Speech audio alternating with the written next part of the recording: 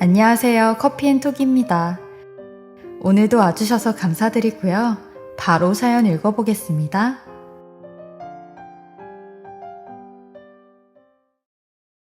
안녕하세요. 전 57세의 남자이고 곧 60을 바라보고 있는 사람입니다. 보통 이 정도 나이가 되면 인생의 단맛, 쓴맛을 다 보았겠다고 하시겠지만 이 나이가 되니 또 헤쳐나가야 할 게 너무 많아 제가 인생을 잘못 살았나 싶을 정도로 제 자신을 다시 한번 돌아보고 있어요.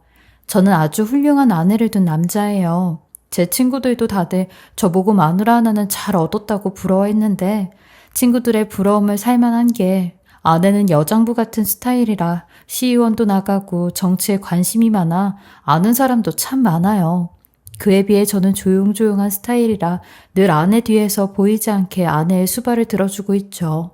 저희 어머니는 그런 제가 못마땅해 항상 남자 구실도 못하고 지 마누라 뒤에서 저리 쩔쩔매니 내가 아들을 낳아놓은 건지 딸을 낳아놓은 건지 모르겠네 라며 남자 노릇 좀 하라고 하시는데 그럴 때마다 아내도 저희 어머니께 어머님 그래도 제가 집안에서 중심이 되고 있잖아요. 제가 어머님 아들은 안 굶기잖아요.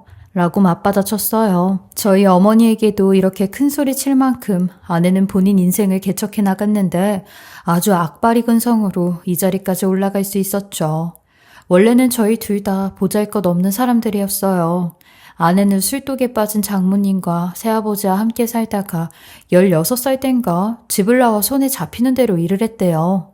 어린 나이에 어른들에게 사기도 많이 당했고 돈도 많이 뜯겼다는데 다 자기가 힘이 없어 이렇게 당한다고 생각을 해. 낮에는 공장에서 일을 하고 밤에는 야학을 다니며 공부를 했다고 하더라고요. 그리고 거기서 대학생 오빠와 연애를 하다 정치에 흥미를 갖기 시작했고 그때부터 꿈이 정치가가 되었다네요. 그땐 저도 가난한 집 장남으로 동생들 가르친다고 돈을 벌어 학비를 대주곤 했는데 이런 비슷한 사정을 가진 저와 아내는 우연히 친구의 소개로 만나게 되었고 결혼까지 하게 되었어요. 아내는 제가 착해서 좋다고 했는데 자기랑 성격이 정반대여서 그게 마음이 많이 간다고 했었죠. 워낙 본인 성격이 드세다 보니 반대로 저처럼 차분한 사람이 이상형이라는데 의외로 저희는 잘 맞았고 싸우는 일도 없었어요. 그냥 물 흐르듯 연애하고 결혼을 했던 것 같아요. 제 성격이 워낙 원만하게 지내는 걸 좋아해 싸우고 큰 소리 치는 걸 싫어했거든요. 거기에 워낙 똑똑하고 똑부러진 아내가 있으니 아내가 하는 일은 다 믿고 제 의견을 많이 내세우진 않았어요. 만약 아내가 좋은 집안에서 태어나 제대로 된 교육과 부모님의 지지를 받았더라면 더 크게 될 사람이긴 했어요. 제가 봐도 참 아까운 사람이었죠. 근데 이런 아내와 결혼을 얼마 앞두고 헤어지전 말까지 나오며 싸우게 된 일이 있었는데 아내가 저 몰래 전에 사귀었던 그 대학생 오빠를 만나고 다녔더라고요. 본인 말로는 서로 다른 감정으로 만난 건 아니고 정치 얘기와 사회 얘기를 하며 이런저런 토론을 하려고 몇 번 만난 것 뿐이라고 했는데 제가 다른 사람에게 들은 이야기와는 달라 왜 거짓말을 하냐고 했어요. 그러니 아내는 끝까지 제가 잘못 알고 있는 거라며 왜 사람을 나쁜 년으로 몰고 가냐고 하더군요. 나는 다른 건 몰라도 거짓말하는 사람하고는 평생 같이 못 살아. 내가 언제 당신한테 많은 걸 바란 적 있어? 보아하니 당신도 그 사람이랑 제대로 정리가 안 된 모양인데 이만 헤어지고 결혼도 없던 일로 하자고 하며 결별을 선언했어요. 제가 이렇게 딱 잘라 말하면 당연히 장군 같은 아내도 알겠다며 헤어지자고 할 줄 알았는데 의외로 제 앞에 무릎을 꿇으며 형남씨 그래 내가 잘못했어. 내가 거짓말한 거야. 하지만 난 그 오빠를 단지 내 수단으로 생각했지 절대로 사랑으로 생각한 건 아니야. 그러니까 이해심 많은 형남씨가 나 좀 한 번만 용서해줘. 나 형남씨 같은 사람 또 못 만나. 형남씨는 진짜 내 인생 전부란 말이야. 라며 눈물을 흘리더라고요. 2년 동안 연애를 하면서 아내가 우는 모습은 생전 처음 봤어요. 아내는 거의 2달 동안 제 화가 풀릴 때까지 제가 일하는 공장 앞에서 기다렸는데 도시락과 불 앞에서 일하는 절 위에 양말과 속옷을 새 걸로 준비해 왔어요. 하루도 빠짐없이 제게 오는 정성을 보곤 아내가 정말 나를 이 정도로 놓치고 싶어 하지 않는구나 생각했죠. 그리고 저희 동생들에게 심부름을 시켜 어머니 아버지가 드실 빵도 몇 번씩 사다가 드렸는데 저와 똑같은 성격을 가지신 아버진 아내가 맏며느리감으로 딱인 것 같다며 그만 애먹이고 결혼하라고 하셨죠.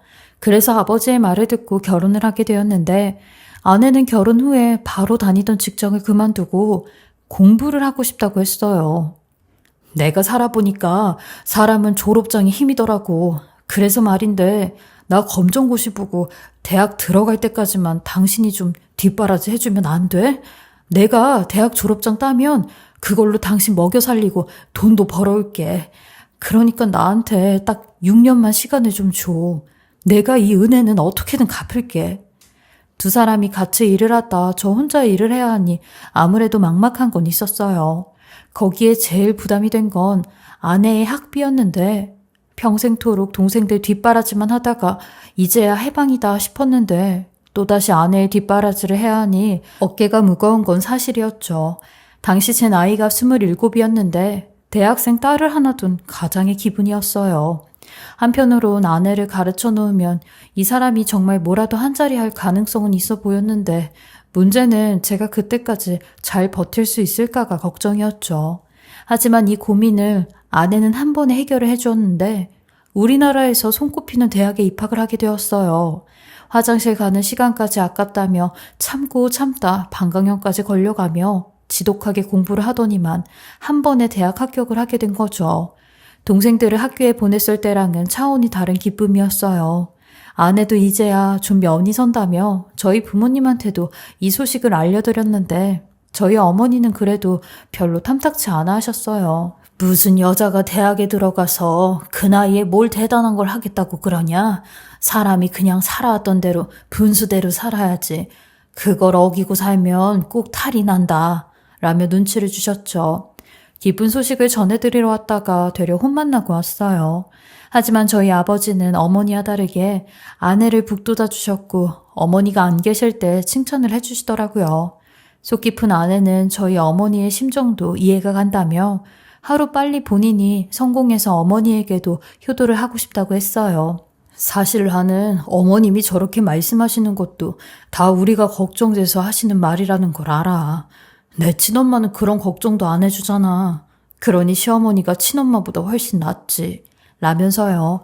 그렇게 아내는 대학 4년 동안 2년은 장학금을 받으며 학교를 다녔는데 문제는 결혼 생활한 지가 5년이 지나도 아이가 생기지 않았어요. 저도 아이를 무척이나 기다리고 있었지만 저희 부모님 또한 손주를 기다리고 계셨거든요. 혹여나 저나 아내에게 무슨 문제라도 있는 건 아닌가 싶어 병원 얘기를 몇 번이나 꺼냈었는데 아내는 그럴 때마다 신경질을 내며 당신은 대학을 안 다녀봐서 모르는데 대학이 얼마나 정글 같은 곳인 줄 알아? 여차하면 꽈탑도 뺏기고 장학금마저 뺏기는 곳이야. 가뜩이나 신경 쓸 게 한두 개가 아닌데 당신까지 애 얘기하면서 압박 주고 싶어? 어련히 당신 자식 낳아줄까 왜 이렇게 재촉여? 나는 혹여나 몸에 무슨 문제라도 있는 건 아닌가 해서 걱정돼서 꺼내는 소리였지. 되게 예민하게 구네. 하며 넘겼는데 나중에 왜 아내가 여태 임신을 하지 못했는지 그 이유에 대해 알곤 기가 찼어요. 부엌 찬장에서 아내가 무언가를 꺼내 먹는 걸 보곤 그걸 가지고 약국에 가보니 글쎄 피임약이라고 하더라고요. 아내는 임신이 본인에게 걸림돌이라 생각을 했는지 저 모르게 피임을 하고 있었던 거죠. 그렇게까지 거짓말을 해야 하나 싶었고 제가 분명히 결혼 전에도 아내에게 거짓말하는 게 제일 싫다고 살면서 거짓말만 하지 말라고 그럼 다 이해할 수 있다고 했는데 또 한 번 실망을 하게 되었죠. 그러니 아내는 제게 두 번째로 눈물을 보이며 내가 생각이 짧았어. 근데 당신은 모를 거야. 내가 얼마나 스트레스가 심한지. 당신하고 시부모님한테 내가 잘 되는 모습을 보여드려야 된다는 압박감이 얼마나 큰 줄 알아? 그래서 거짓말한 거야. 이 정도는 당신도 이해를 해줘야 되는 거 아니야? 이건 선의의 거짓말이잖아. 라며 머리를 막 쥐어뜯는데 그 모습에 제가 너무 내 생각만 한 건 아닌가 싶어 되려 아내에게 몰라줘서 미안하다고 했어요. 그러니 아내는 이번에 졸업하면 우리 노력해서 아이 갖자. 나도 사실 당신한테 말은 못하고 있었지. 얼마나 아이 갖고 싶었는데 당신이랑 나랑 똑 닮은 그런 아이 말이야. 아내는 이 말을 끝으로 졸업 후에 저와의 약속을 지키듯 바로 임신 준비를 하였는데 취직은 두 번째이고 빨리 아이부터 갖고 싶다고 하였어요. 늘 하면 된다를 좌우명처럼 외치던 아내는 임신도 한 번에 하게 되었고 출산도 무사히 하게 되었는데 장모님께서는 아내의 출산 소식을 듣고도 끝끝내 우시지 않아 저희 어머니께서 장모님 대신 아내의 산후조리를 해주었어요. 저희 어머니는 성격이 약간 츤데레 같은 성격인데 왜 툴툴거리시면서도 챙겨줄 건 다 챙겨주시곤 했죠. 아내에게도 안사도는 어째 딸이 출산했는데도 안 오시냐? 내가 다 속이 상하게 나만 할 일이 늘어났으니 아주 귀찮아 죽겠네. 라고 말은 이렇게 하셔도 산후조리 기간 내내 어머니는 아내에게 손에 물 한 방울도 묻히지 않게 하셨고 아내의 식사도 입이 떡 벌어질 만큼 잘 차려주셨어요. 그리고 딸 돌보는 것도 어머니가 전부 다 하셨는데 아내는 이런 어머니와 장모님을 비교하며 제게 몇 번이나 본인 엄마는 아마 친엄마가 아닐 거라고 하더라고요. 친엄마이면 이럴 수가 없다면서요. 차라리 저희 어머니가 본인 엄마였으면 좋겠다는 말까지 했는데 본인에게 남은 유일한 가족은 저희 가족밖에 없다고 하더라고요. 그리고 태어난 딸에게도 본인은 절대로 자기 엄마 같은 사람이 되지 않을 거라고 맹세한다고 하는데 그 모습을 보니 아내가 여태 어떻게 살아왔는지가 보이더라고요. 그러니 장모님 밑에서 어떻게든 떨어져 나와 악착같이 성공하려고 했나 보다 싶었죠. 이래서 아내가 그토록 성공에 목을 매는구나 싶었어요. 나중에 성공하면 본인 어머니 앞에 당당하게 나타나려고 이렇게 열심히 달리는구나 하는 생각도 들었죠. 이런 아내를 보니 저도 아내 뒤에서 아내가 펼치고 싶은 꿈을 마음껏 펼치게 버팀목이 되어줘야겠다고 생각했고 아내를 위해 도움이 되는 사람이 되고 싶었어요. 이렇게 아내는 딱 100일 후 산후조리를 마치고 곧바로 생활전선에 뛰어들었는데 본인에게 제일 훈장 같은 대학 졸업증을 가지고 여기저기로 일자리를 알아보러 다녔어요. 하지만 경력도 없고 나이도 많은 아내를 신입사원으로 뽑으려고 하는 회사는 많지 않았고 아내는 한 6개월간의 방황 끝에 본인이 제일 잘할 수 있는 것 같은 정치를 하겠다고 선언을 하는 겁니다. 어쩌면 자기는 그 꿈 때문에 여기까지 온 거라면서요. 그러니 3년 뒤에 있을 지방선거에 출마를 하겠다는데 한 단계씩 올라갈 거라면서 먼저 시의원부터 시작을 하겠다고 하더라고요. 아내의 눈엔 걷잡을 수 없는 욕망이 타올랐고 정말 열심히 활동을 하기 시작했어요. 저는 여전히 공장을 다니며 돈을 벌었고 저희 딸은 어머니께서 대신 봐주셨어요. 근데 이런 아내의 열정에 찬물을 부어 그걸 꺼버린 일이 하나 생기게 되었는데 저희 딸에게 문제가 있다는 걸 두 돌이 지나서야 알게 되었죠. 딸이 걸어야 할 나이가 한참 지났는데도 걷질 못하고 혼자 일어서는 것도 하지를 못하는 겁니다. 거기에 딸의 발바닥이 점점 안쪽으로 굳어가기 시작했는데 저희가 그걸 발견했을 땐 이미 많이 늦은 상태였고 병원에선 딸의 병명을 내반족이라고 하였죠. 내반족은 저희 딸처럼 발바닥이 안쪽을 향한 위치에서 굳어버리는 병이라고 했는데 저희 딸 같은 경우엔 선천성으로 태아 시절 연골 발생에 문제가 생겼거나 유전자에 결손이 있는 것과 관련이 있을 거라고 하였어요. 정확한 원인은 아직도 알려지지 않았다는데 문제는 너무 늦게 와서 당장 교정으론 어렵고 수술을 해야 된다고 하였어요. 그리고 지금 당장은 딸이 어려서 나중에 수술을 해야 된다고 했죠. 그 말을 듣는데 딸에게 너무 미안해 그 조그마한 아기를 안고 한참을 울었어요. 이건 조기에도 치료를 할 수 있는 병인데 아내나 저나 서로 나 살기 바쁘다고 아이를 방치해놓고 있었던 거죠. 아내는 본인이 선거 출마에 정신이 빠져 딸에게도 무신경했다며 스스로를 심하게 자책하기 시작했어요. 내가 분명히 우리 딸 태어날 때 나는 절대로 내 엄마 같은 사람이 되지 않을 거라고 다짐했는데 결국엔 나도 우리 엄마 같은 행동을 한 것 같아 너무 괴로워. 여보, 너무 자책하지 마. 이건 당신만의 잘못이 아니야. 당신도 나도 우리 딸을 위해서 열심히 살아보겠다고 이렇게 발버둥 친 거잖아. 우리가 희령이를 배제한 게 아니라 우리 삶으로 함께 하려고 하는 거니까 너무 괴로워하지 마. 당신이 힘들면 나는 더 힘들어. 고마워, 여보. 나한테 이렇게 얘기해주는 당신이 있어서 내가 얼마나 든든한지 몰라. 내가 정말 남편 하나는 잘 만난 것 같아. 당신은 조용하지만 묵직하게 뒤에서 중심을 잡아주니까 내가 여기까지 올 수 있었던 거야. 고마워 정말. 라며 얼마 남지 않은 선거에 반드시 승리해 딸 앞에 당당한 엄마가 되겠다고 하더라고요. 그렇게 선거가 얼마 남지 않은 시점부터 저희 가족들은 아내를 도와 선거운동에 열을 올렸는데 온 가족이 총출동해 지역을 다니며 선거 유세를 하였어요. 근데 결혼 후 일절 연락도 없던 장모님께서 아내의 출마 소식을 어떻게 하셨는지 아내를 찾아온 겁니다. 아내는 그런 장모님을 보자마자 몹시 흥분을 하며 왜 왔어? 왜 왔냐고. 내가 임신하고 출산했을 때도 단 한 번도 안 온 사람이 내가 시의원 나간다니까 당선되면 뭐라도 떨어질 줄 알고 온 거야 뭐야. 가라고 라며 장모님을 밀치는데 장모님이 아내에게 네가 이렇게 하면 나도 가만히 안 있지. 시의원 후보가 애미 문전박대한다고 기자들한테 다 까발릴 거야. 그러니까 잘 생각하고 나한테 대들어라. 라며 으름장을 놓으시니 아내도 어쩔 수 없이 장모님의 협박에 가까이 지낼 수밖에 없었어요. 선거가 임박했는데 혹여나 아내의 커리어에 스크래치가 날까 노심초사했거든요. 하지만 저희의 이런 불안함에도 불구하고 아내는 처음 나간 선거에 시의원으로 당선이 되었어요. 아내의 진실함이 모든 시민들에게 느껴졌는지 당선 소식을 듣고는 모두 다 껴안고 엉엉 울었어요. 아내는 제일 먼저 아픈 딸에게 엄마 약속 지켰다며 우리 희령이한테 당당한 엄마가 될 거라고 하더라고요. 근데 문제는 아내의 당선과 동시에 저희 부부는 둘 다 일터로 나가야 했고 딸을 돌봐줄 분이 없었어요. 어머니에게 맡기고 싶었지만 그때 저희 어머니는 파킨슨 병에 걸리신 아버지 병간호 때문에 딸을 봐주진 못했거든요. 근데 생각지도 못하게 장모님께서 저희 딸을 봐준다고 하시는 겁니다. 장모님 말로는 이제라도 애미 노릇하게 기회를 달라고 하시는데 좀 뜬금없었지만 아내의 승낙이 떨어진 후 저희는 장모님과 함께 살며 장모님에게 딸을 맡기게 되었어요. 뭐 나중에는 장모님이 같이 사시던 남자분과 헤어져 살 곳이 없어 저희 집에 들어왔다는 걸 알게 됐지만요. 다행인 건지 저희 딸도 장모님과 잘 지내는 것 같았고 그 어린 아이가 아픈 발을 딛고 걸으려고 하는 모습도 너무 감동스러웠어요.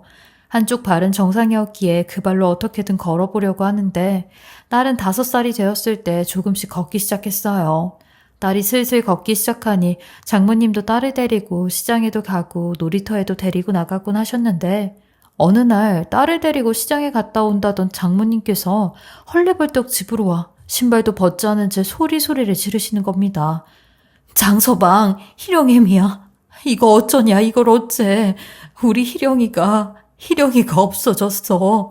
내가 분명히 애 손을 잡고 있다가 뭘 좀 보느라 아주 잠깐 손을 놨는데 애가 금세 사라져버린 거야. 그래서 소리를 지르며 시장 온 바닥을 다 헤집고 다녔는데 아무도 희령이를 본 사람이 없대. 이걸 어쩌면 좋냐. 누가 희령이를 데리고 갔나 봐.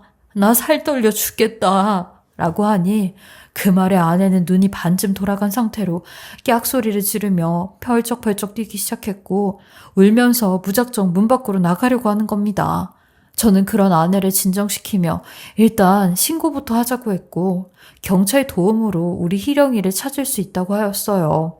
그런데도 아내는 쉽게 흥분을 가라앉히지 못하고 장모님을 향해 달겨드는데 엄마는 나한테 단 한 번도 도움이 되질 않는 사람이야. 내 딸 데려와. 내 딸 데려오라고. 나도 모자라. 내 피덩이 같은 내 딸까지 잃어버려? 대체 엄마는 뭐 하는 사람이야? 딸을 잃어버린 뒤 저희는 수만 장의 실종신고 전단지를 만들어 안 가본 곳이 없을 정도로 돌아다녔지만 수많은 사람들로부터 거짓 제보만 받을 뿐이었어요. 어떤 사람들은 저희 딸이 해외로 입양 보내졌다느니 아이들 앵벌이 시키는 조직에 팔려갔다느니 하는 말까지 했는데 그런 말에 또 한 번 상처를 받아야 했고 3년 동안 아내는 시의원 일을 할 동안 저는 딸을 찾아다녔는데 딸이 실종됐을 때 나이가 7살이었어요. 근데 벌써 10살이 되고도 남은 나이였죠. 그날 이후로 장모님은 소리 소문 없이 야반 도주를 하셨고 저희는 결국 딸을 찾지 못했죠. 그렇게 딸을 잃어버린 후 저희 부부는 2번 다시 아이도 갖지 않았고 딸을 가슴에 품었는데 아내는 매번 우리 딸 아무리 어린 나이였어도 그냥 수술시킬 걸 그랬나 봐. 그랬다면 나쁜 사람들로부터 도망이라도 칠 텐데, 뛰기라도 할 텐데, 라면서요. 그리고 아픈 아이들만 보면 딸 생각이 난다며 아내는 한평생을 장애 아이들을 위해 봉사를 다녔는데, 지역에 있는 약자들에게 도움되는 일을 많이 하기 시작했고, 건의도 많이 하기 시작했어요. 그러면서 지역 사람들로부터 좋은 이미지를 남겼어요. 물론 이런 일도 선거를 앞두고 한다면 사람들은 다들 보여주기식이라 생각하겠지만 저희 아내는 보여주기식이 아닌 정말로 몇 년 동안이나 한결같이 딸을 생각하며 아픈 아이들과 약자를 위해 일했죠. 그래서 시의원을 계속할 수 있었고 지역구를 옮겼는데도 또 당선이 되는 영광을 안을 수 있었죠. 아내는 연이어 당선이 되면서 세 번째 선거 때는 시의원보단 더 직책이 높은 시장에 출마하고자 했어요. 하지만 한계에 부딪히면서 출마가 어려워졌고 다음 출마를 준비하기 위해 소위 한 자리씩 하는 여러 사람들을 찾아다니며 그 사람에게 잘 보이려고 공을 들였어요. 그러면서 돈도 많이 썼는데 제 허리가 휘청해질 정도였죠. 전 아내에게 뭐 그렇게까지 해야 되냐고 했지만 아내는 그럴 때마다 본인 집안과 저의 직업적 무능력함을 싸잡아 얘기하며 애초부터 나는 태생이 글렀다더라. 한 자리씩 하는 사람들 보면 다들 잘난 부모의 잘난 집안이 뒷받침해주는데 나는 그런 게 없잖아. 아무리 내가 발버둥 치고 좋은 대학 나오면 뭐해. 그렇다고 뭐 당신이 사짜 직업도 아니고 우리 같은 사람들은 돌이 없어. 그냥 높은 사람들 발밑에서 구두 닦아주며 어떻게든 잘 보이려고 눈 안에 들게 해야지. 내가 뭐 나 좋으라고 이러는 거야? 당신도 나 좀 도와. 남들은 남편 덕 본다는데 나는 덕 본 게 없네. 라고 하더라고요. 이 말에 무척이나 서운했습니다. 자기가 아무리 시의원을 2번이나 했다 하지만 6년 동안 대학 보낸 건 저 아니냐고요. 아내는 정치를 하다 보니 권력의 맛을 알았고 거기에 한 번 빠지니 사람이 점점 변하기 시작했어요. 자기보다 약한 사람을 돕던 헌씨는 온데간데 없고 약한 사람들은 도움이 하나도 안 된다며 강자를 따라가야 된다고 하더라고요. 약자가 왜 약자겠어? 그 사람들이 제대로 배우고 돈 많으면 약자가 되겠어? 머리에 든 거 없고 가진 것도 없으니까 약자인 거야. 내가 지난 10년 동안 약자들 위해 살았는데 결국 지금 내 꼴을 봐봐. 그 사람들 중에 나한테 도움되는 사람이 단 한 사람이라도 있기나 해. 내 10년 세월 아주 헛살았지 뭐. 당신도 시아버님 장례식 때 내 파워 느꼈지? 그때 조문 온 사람들 봐봐. 다들 한 자리씩 하는 사람들이고 화환도 그런 사람들이 보내줬잖아. 그때 당신도 기 살았잖아. 그니까 이런 마누라 둔 걸 당신은 고마워해야 돼. 집안에 누구 하나 제대로 된 사람 없는데 나는 제대로 됐잖아. 라고 하는데 사람이 이렇게도 변하는구나 싶었고 어쩔 땐 원래 이런 사람이었나 싶은 생각도 들었어요. 그리고 아내는 주말마다 의원들 사모들과 함께 식사를 하거나 골프를 치러 다녔는데 그 사모들이 좋아하는 건 빚을 내서라도 사주고 사모들이 즐겨하는 건 다 따라다녔어요. 아내가 잘 따르던 의원 사모 중 한 명은 온천이나 사우나 가는 걸 좋아했는데 그 사모를 따라 한 달이면 보름 동안이나 온천 사우나를 다니는 걸 보곤 혀를 내둘렀죠. 그러던 어느 날 유명한 사우나를 간다던 아내에게 전화가 한 통 왔는데 제게 부탁이 있다며 당장 여기 사우나로 와달라고 하는 겁니다. 자초지종 말도 안 하고 급한 일이라고만 하는데 저는 무슨 문제가 생겼는 줄 알고 불이 나게 갔어요. 도착해 아내에게 전화를 하니 사우나 안에 있는 찜질방으로 오라고 하더라고요. 그래서 양해를 구하고 찜질방으로 갔는데 그 입구부터 쩌렁쩌렁한 아내의 목소리가 들려오는 겁니다. 가뜩이나 목소리도 걸걸한 여자가 소리까지 지르니 무슨 일이 나도 났구나 싶었죠. 너 내가 누군 줄 알아? 그리고 여기 사모님이 누군 줄 알고 이러는 거야? 어린 게 벌써부터 떼나미는 주제에 어디 건방지게 눈을 부라려? 눈 안 깔아? 저 눈 부라린 적 없어요. 그리고 제가 잘못한 게 없잖아요. 저 사모님께서 갑자기 움직이시는 바람에 그런 건데 전 잘못 없으니까 세신 요금 주세요. 저도 여기 자리값 내면 남는 거 별로 없어요. 잘난 분이시라니까 돈도 많으실 텐데 마사지까지 3만 원이 없으신 건 아니잖아요. 이게 어디서 싸가지 없이 자꾸 말대꾸야 말대꾸는? 하며 쫙 소리가 나게 그 새신사야 뺨을 날리는 겁니다. 그러니 그 젊은 새신사는 아내의 힘에 힘없이 나가 떨어지는데 발바닥에 크고 흉측한 수술 자국까지 있더라고요. 그걸 보니 더 마음이 안 좋았어요. 그래서 아내에게 달려가 지금 뭐 하는 짓이냐고 아내를 말리고 있는데 아내는 미친 폭주기관사처럼 그 젊은 새신사에게 너 나가 떨어진 김에 이 사모님한테 개처럼 빌어. 어딜 사모님 등짝에 상처를 내고 돈을 받으려고 해? 우리가 그깟 3만 원이 없어서 이러는 줄 알아? 어딜 거지 취급하면서 너랑 동급 취급을 해. 너 빨리 빌어. 개처럼 안 빌어? 라고 했죠. 그 의원 사모는 저마치 뒤에서 아내가 하는 짓만 쳐다보고 있다가 김 의원 이만 가재. 내가 살다 별꼴을 다 보네. 하더니 목욕탕 안으로 혼자 들어가 버리는 겁니다. 그러니 개처럼 빌려고 했던 아내는 자기가 개가 된 듯 그 사모를 뒤따라 들어가려는데 저는 아내를 붙잡아 이분한테 사과 안 하냐고 했어요. 그러니 제 손을 뿌리치며 자기가 미쳤냐고 사과를 왜 하냐고 하더군요. 그래서 대체 나는 왜 부른 거냐고 하니 아내 말이 그 의원 사모의 운전기사가 일이 생기는 바람에 먼저 가서 저보고 대신 운전을 하라고 불렀다는 겁니다. 이젠 하다 자기 남편 기사 일까지 시킨다 싶어 성질을 내며 아내랑 그 사모를 두고 그냥 가려고 먼저 밖에 나왔어요. 그리고 차에 탔는데 저 멀리서 그 젊은 여자 새신사가 누군가와 얘기를 하며 우는 듯 했어요. 그 모습을 보니 제가 더 미안해 아내가 주지 않았던 3만 원을 대신 주려고 그쪽으로 조심스레 갔는데 마침 그 새신사가 나왔고 뒤따라 같이 얘기하던 사람도 나오는데 저는 그 사람을 보곤 기겁해 무슨 귀신을 본 듯했어요.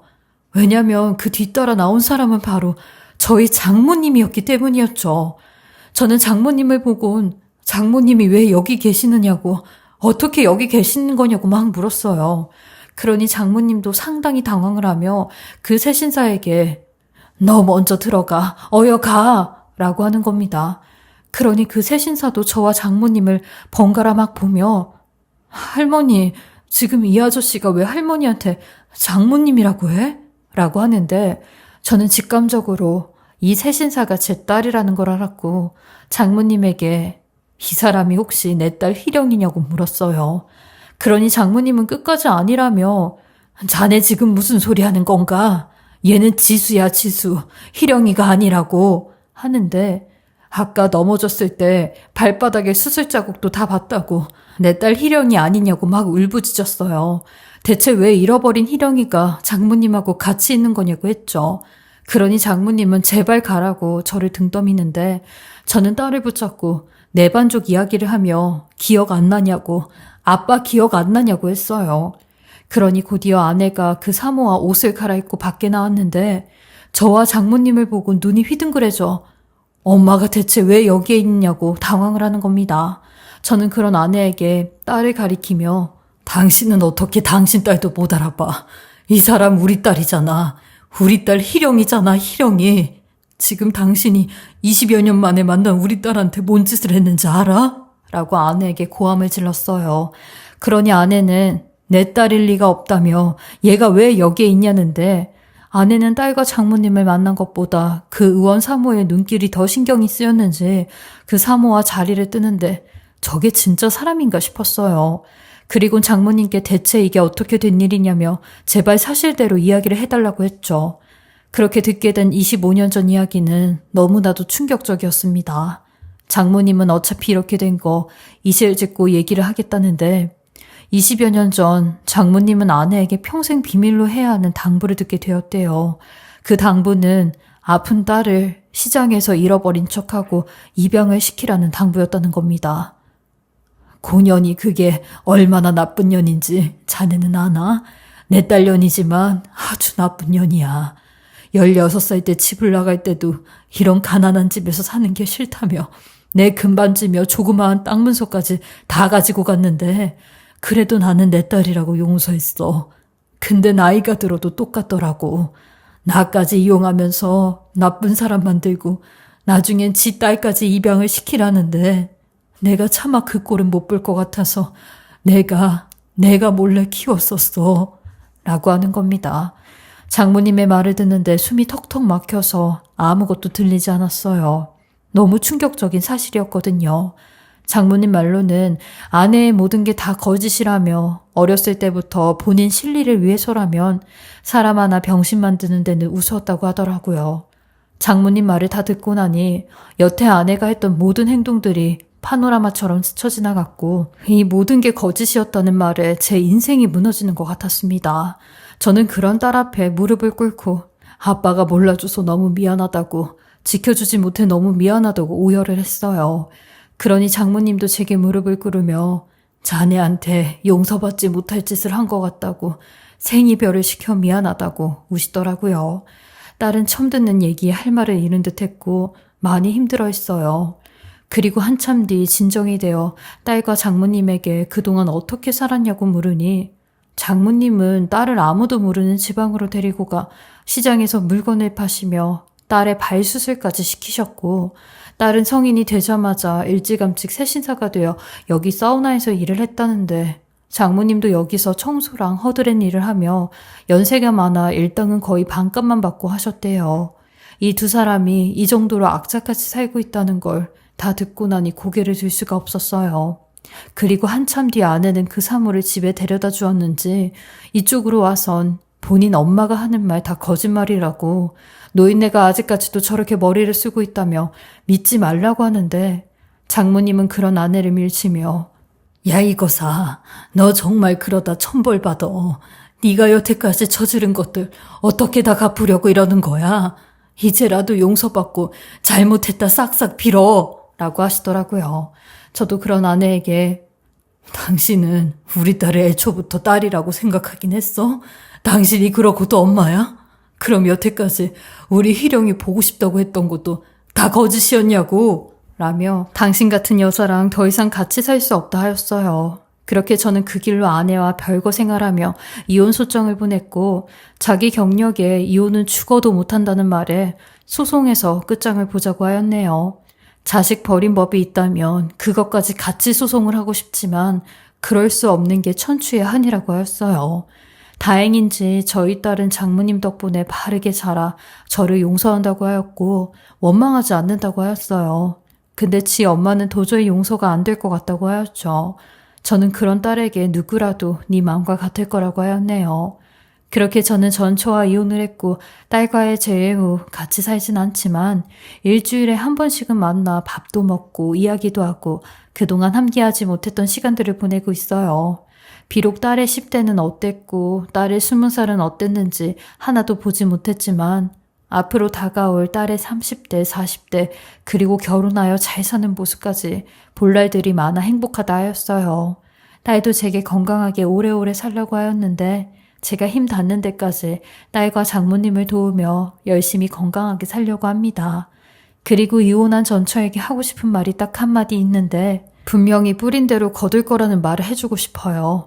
그리고 평생 전처의 행복과 성공은 바라고 싶지도 않고 되려 불행했으면 좋겠어요. 제 그릇이 딱 이 정도라 전처를 용서하고 잘 되길 하는 마음은 없거든요. 저의 긴 이야기 들어주시고 읽어주셔서 감사하고요. 다들 옆에 가족들이 있다는 걸 당연시 생각하지 마시고 항상 감사하며 행복하게 사셨으면 좋겠습니다. 건강하세요. 지금까지 커피앤톡이었습니다.